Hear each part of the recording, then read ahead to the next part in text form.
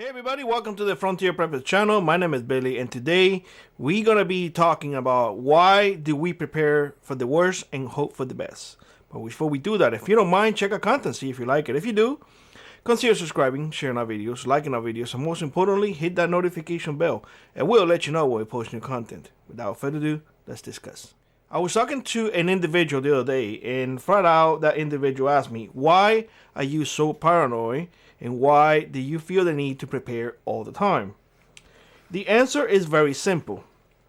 At least the answer that I gave that individual. I prepare as much as I can because I come from a third world country where there is absolutely nothing. I was ruled by a tyrannical government and I don't like being told what to do. So, with that in mind, I don't like government coming to me and telling me how to do what I want to do because they are giving me a piece of bread. I don't want that. Therefore, I prepare as much as possible. So when the time comes that they want to give me something and gain something in return, I can say, go F yourself. I don't want it. So that individual looked at me in a very that is not the way life works. And I gotta tell you, it is. It is the way life works if you are prepared. So essentially, if a hurricane comes, when I used to live in Florida, and if a hurricane will come, I didn't depend on FEMA. If the power will go out, didn't depend on the utility companies. I can turn on my own generator and have it running. If I wanted to bathe with hot water, guess what? I have everything in my house was run with propane, so I didn't need to have electricity per se. So it didn't have a problem. Hurricanes would come, and I was bathing with hot water when everybody else was complaining and saying, oh my God, when is the power coming back on? Well, you are dependent on those utilities. You are dependent on the government to tell you and give you what you need. I was not. Hence the fact that here now in Alaska, I refuse 100% for any government to come and tell me what to do. Now, how can I do that? By being prepared. Simple answer is by being prepared. If the prices go up in fuel, I don't have to worry about because I was prepared enough and had the forethought of putting fuel away so I don't have to pay the high prices, meaning that I can sit on what I have and wait. That's preparing. You are buying time. Nothing more, nothing less. You are buying time. Here's the thing. If you hope for the best all the time and you don't prepare for the worst, you're going to get caught with your pants down. Have you ever got caught with your pants down? Have you? Well, that is something that I don't want to experience, hence the fact that I prepare all the time.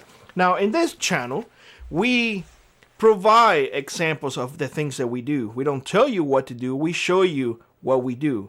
It is more on the line of learn by example, of teach by example, of just don't do what is the saying goes? Do what I said, but don't do what I do. No, that's not here. Here, we are showing you what we're doing, and then you take what you want. If you don't want it, it's up to you. But we put it up there. The conversation with that individual went on and flat out said, well, I don't know. I think people like you is kind of like the problem that America has right now because I think you just glorify hoarders. And I smile and I said, well, let me ask you this. How many pair of jeans do you own? I don't know, about a dozen, maybe two. And I said, okay, you know how many pair of jeans do I own? I don't know, how many? 4. 4 pairs of jeans. That is all I have. Oh, that is not enough. I was like, to me it is. Now, I can say that you are a hoarder. Well, no, because that's close. It was like, there is no difference between you having that many jeans and me having food put away. There's no difference of you having money in the bank and me having gold or silver. There's no difference of you depending on the authorities to come and rescue than me taking that and exercising my Second Amendment and protect my family. There's no difference. And it went on to say, well, there is a difference. I said, you know what? You are right. There is a difference. I'm a man, and you probably are not.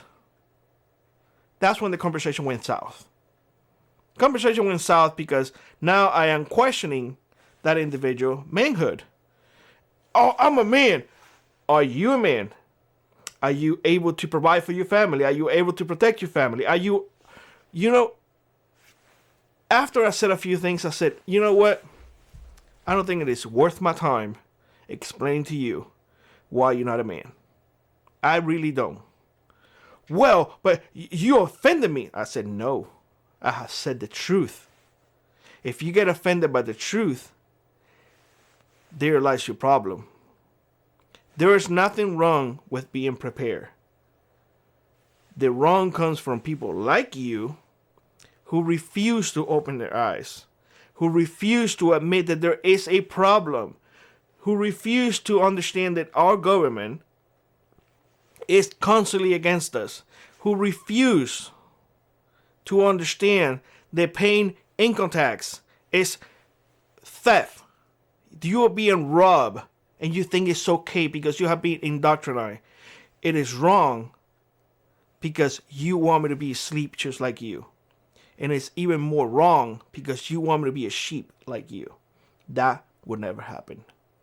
I walk away from that conversation and I figured that I will do a video in regards to that. Be prepared no matter what they tell you. Be prepared. Do not be a sheep. You are a wolf. We are here to make it to the end line. We will be successful. We will have our country back. This is the greatest country in the world. Don't let nobody tell you otherwise. Are we surrounded by stupid people? I think we are. I think we are. And the time of reckoning will come sooner rather than later. So, I hope for the best, but I prepare for the worst. Let me know what you think in the comment section below. Like always, rock on, prep on, and I will see you on the next one. Bye-bye, everybody.